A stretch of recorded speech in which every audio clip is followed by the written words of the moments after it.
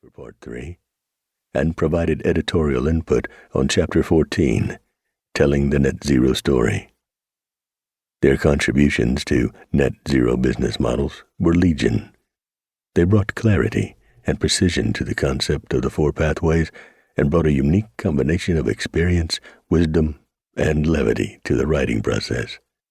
To help ensure the narrative voice of this book is authentic and credible, John decided to conform his life and consulting business to the net zero emissions economy to better understand the kind of transformation that this entails.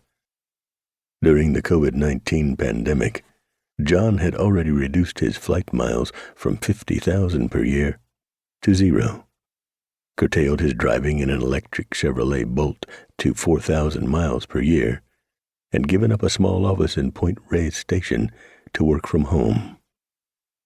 John discovered, however, that he had a long way to go to conform his business and personal lives to a net zero emissions economy. John and his wife, Maggie, installed a solar power system and a rain catchment system to irrigate the garden.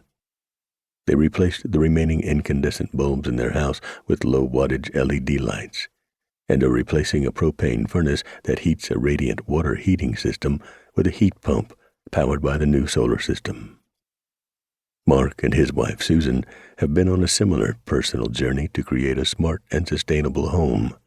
This included complete LED lighting with indoor and outdoor lighting automation and internet-enabled thermostats to control heating and cooling, which resulted in improved energy efficiency and energy conservation for their home. Mark uses a 56-volt electric-powered lawnmower, leaf blower, and snow blower. All are powered by the Ontario Electric Power Grid, whose power generation mix is 93% carbon-free energy. John enrolled in Being First's course, Leading Transformational Change. Being First's co-founders, Dean and Linda Anderson, are two of the world's foremost experts on corporate transformation, and co-authors of Beyond Change Management and The Change Leader's Roadmap.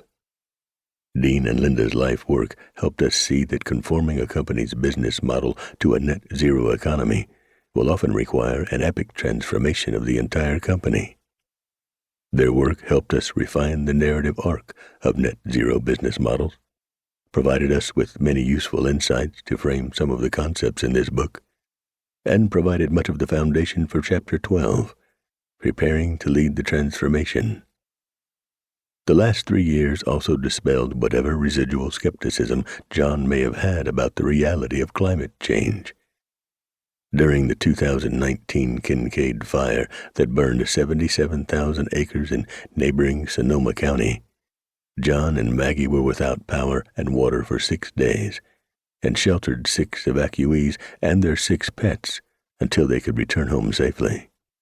The Woodward Fire, which burned nearly 5,000 acres in the Point Reyes National Seashore in 2020, came within a mile of their house and put them on evacuation standby for 3 weeks. And 2021 was the second consecutive year of severe drought and brought water rationing to their hamlet.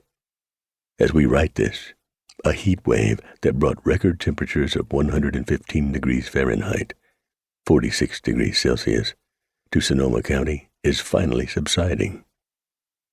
What really motivated us to write this book, however, was not the fires and drought, but observing John's new greenhouse. Growing tomatoes in the cool, foggy coastal climate of Northern California is almost impossible. In his greenhouse, however, tomatoes thrive. The greenhouse gets so hot in the summer that they must open the windows and doors to prevent the tomatoes from wilting to death. His greenhouse made the urgency of our climate crisis real to us. There are no windows and doors in our atmosphere to let out the extra heat trapped by greenhouse gases, as there are in John's greenhouse. Today, we are excited to share this book and provide insights about best practices and direction for the global conversation about net zero, and to help companies compete to win in the emerging global net zero emissions economy. We are optimistic that collectively we can innovate and transform the global economy into a net zero emissions one in time for our children, grandchildren.